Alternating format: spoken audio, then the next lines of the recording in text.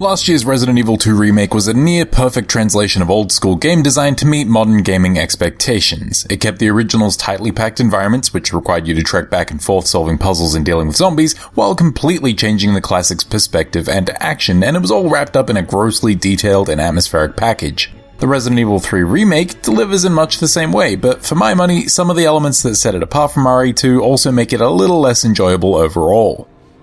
Much like RE2, Resident Evil 3 takes place in the zombie-ridden Raccoon City, except this time we get to experience the moment it all kicks off through the eyes of STAR's officer and protagonist, Jill Valentine. On top of simply surviving the biohazard threat and assisting other survivors with their evacuation, there's the little matter of the Nemesis, an unstoppable juggernaut who seems hell-bent on tracking down and eliminating Jill herself.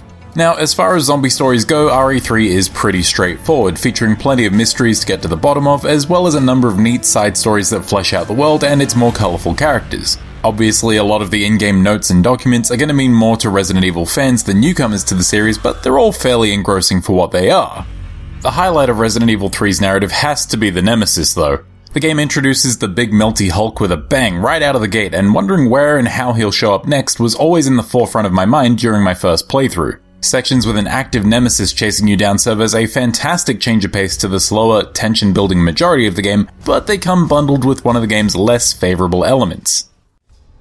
Where Resident Evil 2 delivered a methodical experience that encouraged you to familiarise yourself with your surroundings while trekking back and forth between keys and locks, Resident Evil 3's focus seems to be more on action and forward momentum.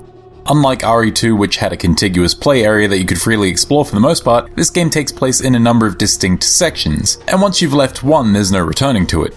Because exploring the area and finding all of the game's hidden items is such a rewarding part of the experience, I felt like RE3 came up lacking in that regard, especially since the aforementioned Nemesis can be triggered early on in some zones, and his constant presence makes exploration a much more frustrating experience. But if you're lucky enough to avoid a premature Nemesis chase, then Resident Evil 3 still has some exploration on offer, but it just doesn't satisfy in the same way that scouring the Raccoon City Police Department did in RE2. Aside from one late-game section, very few of the areas have the same sense of character as anything in RE2, and even the spaces that do capture that feeling also feel much more linear to explore. You're very rarely presented with more than one path to venture down at a time, and when you are, the paths aren't usually very long. This linearity also made the game's inventory management that much more annoying for me, since I'd constantly feel like I was trudging back to the closest item box, rather than looping through an area to get to a different item box. On top of this, there just aren't that many lock and key puzzles by comparison, which I really enjoyed in RE2. So with exploration taking a little bit of a backseat, thankfully the game's action does deliver. There are plenty of big set pieces that are sure to have you clenching your controller, and our good buddy the Nemesis is at the center of a lot of these. Like Mr. X before him, once Nemesis is active in his zone, he will not stop chasing you until a very clearly defined point in the game, but unlike Mr. X, the Nemesis has some pep in his step. While active, he's a much more aggressive and dangerous element, throwing a variety of melee and ranged attacks at you, and not only does he pursue you from room to room, the big bad can even leap between areas if you manage to put enough space between you. The Nemesis is genuinely terrifying, but you aren't completely helpless. On top of a decent arsenal at your disposal, which includes pistols, shotguns, and grenade launchers, which are all upgradable, you also have a dodge button which, in theory, can help you duck out of trouble. I say in theory because I personally found the dodge to be super unclear about timing, especially when dealing with standard zombies.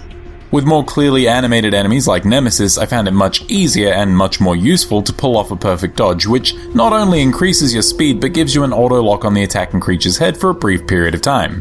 While not incredibly useful against standard enemies, I would be lying if I said that I didn't appreciate the dodge in the game's boss fights, which get to be a bit more frantic and exciting as a result. As for non-boss combat, Resident Evil 3 is perfectly functional. Like its predecessor, it features a switch from tank controls and fixed camera angles to a third-person behind-the-shoulder viewpoint with the manual aiming of the series' later entries. Also, like the RE2 remake, headshots still won't guarantee that a zombie will stay down, which is still mildly annoying, but this is just me nitpicking at the end of the day. Your weapons all feel great to use, especially the late game's power weapons, and you get a decent variety of enemies to try them out on, with RE3 funneling in new terrors at a solid rate, which typically encourage you to use every piece of your arsenal. For what it's worth, these enemies might just be some of the most visually upsetting monster designs I've ever seen, on top of simply spicing up combat. Sure, it's cool seeing the iconic Nemesis realized in disgusting detail, but I'm talking about stuff like the creepy paleheads and the deeply disgusting Hunter Gammas. As someone who never played the original, these monsters caught me off guard and made for a much scarier experience than RE2. Now, it kinda goes without saying, but RE3 also manages to look just as good as the RE2 remake did, because obviously it's running in the exact same engine and reuses plenty of that game's assets. But it does try to use more dynamic camera angles during certain sequences, which are quite striking in the moment.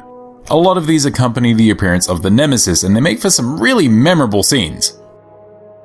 The game also manages to bring another really atmospheric and understated soundtrack to the table, and like Resident Evil 2 before it, it has one of the most soothing save room themes ever. If you don't feel safe inside one of those save rooms, then I don't know what's wrong with you. Top all that off with some really visceral gore and gunfire sound effects, and you've got yourself a top-notch horror experience. Now, even though I think it's a top-notch horror experience, Resident Evil 3 is far from perfect. On top of focusing less on the exploration and puzzles that made me fall in love with RE2, the game just isn't very long. I tried to take my time with it, but my first playthrough was over in less than 6 hours, and this is without being familiar with the original at all. The game also doesn't offer any alternate scenarios to play through either, instead having you swap between characters at predetermined points in the story. These separate characters do have their own weapons and gear to use, but swapping between them doesn't feel as impactful since it's one story featuring two characters, rather than two stories intertwining at certain points. To the game's credit though, it does provide some level of replayability. While it doesn't have the same familiarity as the RCPD building, you can really blast your way through the streets of Raccoon City after your first time through, and although the game doesn't offer a traditional New Game Plus mode, I do appreciate that it lets you buy weapons and upgrades after your first playthrough, which you can then use going forward. Early access to tools like the lockpick and bolt cutters can speed up those early stages quite a lot, and the prospect of having an unlimited rocket launcher is too juicy to pass up. But if you do take the one and done approach to games, then you might find Resident Evil 3 is a little underwhelming in terms of its runtime. With all that said, Resident Evil 3 is good. With its greater focus on tense action and forward momentum, Resident Evil 3 is a fun but rather short time.